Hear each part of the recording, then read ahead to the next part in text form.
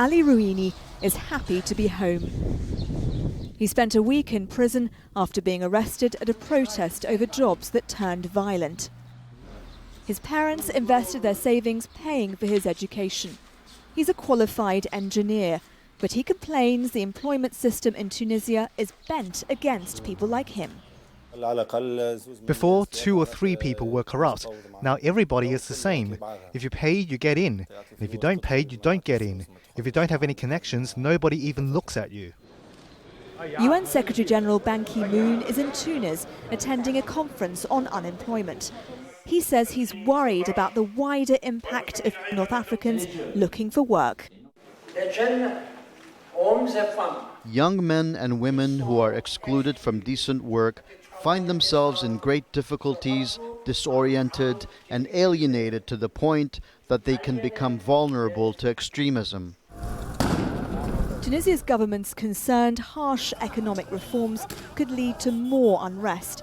In January, thousands came to the streets in Kasserine, a poor region in central Tunisia, demanding jobs. The government doesn't have a magic wand to satisfy all these demands within 5 years. But there is slowness and no vision, and the future is uncertain.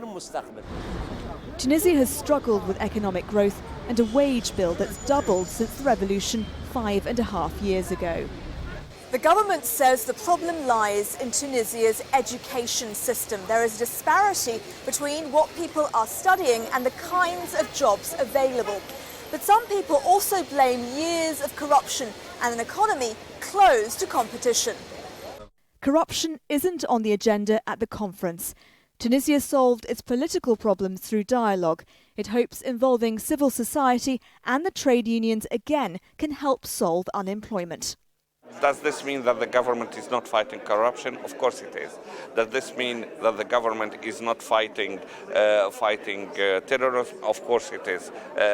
But however, the issues are becoming too big to tackle at the same time. Ali Rouhini has lost hope in ever finding work here. He wants to leave Tunisia and never come back. He says it's the only way he can pay back his parents. Nazanine Moshiri, Al Jazeera, Tunis.